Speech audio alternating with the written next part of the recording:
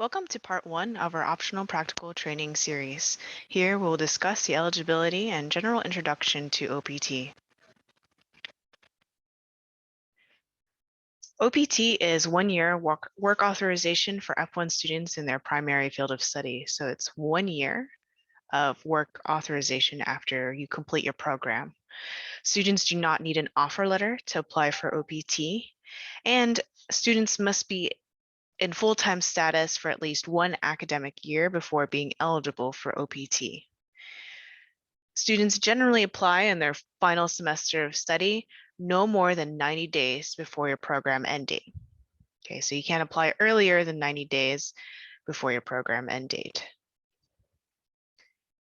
If you've used 1 year or more full-time CPT, you are not eligible for OPT. However, if you have multiple part-time CPT in the course of your history during your program of study, that does not count towards OPT disqualification, and you are still eligible to apply for OPT. Just to note, heavy CPT usage, whether it's part-time or full-time, may result in additional scrutiny of your OPT application. So part of the OPT requirement, especially when you apply online through USCIS, is to upload your CPT I-20s. So just be prepared to provide all evidence of your CPT I-20s.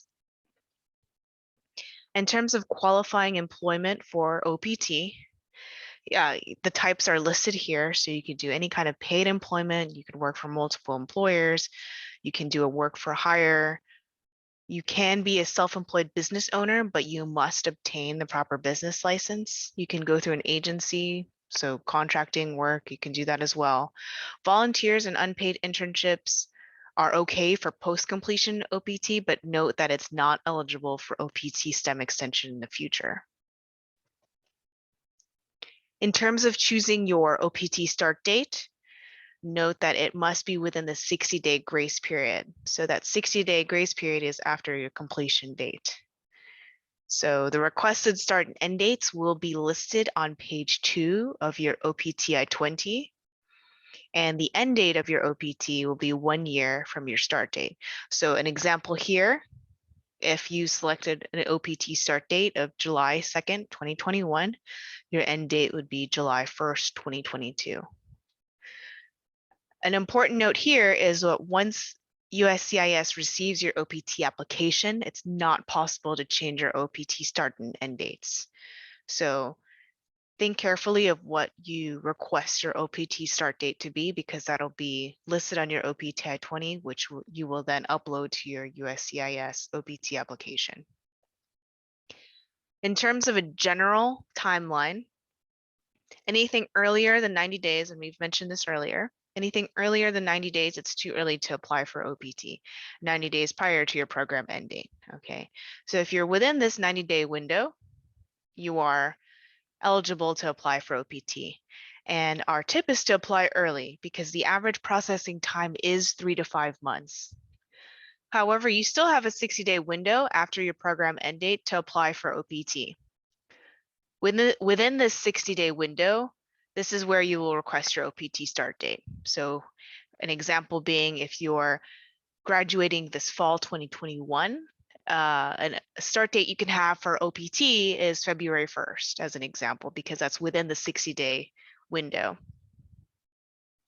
When selecting your OPT start date, a general tip is to not select holidays or weekends, because typically companies won't have you start on holidays or weekends. They'll have you start on a Monday or the beginning of a pay period. So something to keep in mind.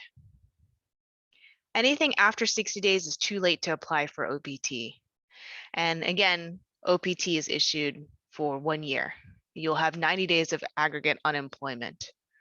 So if you have February 1st, for example, as your OPT start date and you get your EAD card, just note that you'll have 90 days of unemployment permitted during your entire 1 year of OPT. Here is a general application process overview. So of course, we'd like for you to review our OPT webpage. There is a step-by-step instruction sheet as well, and then review this entire tutorial.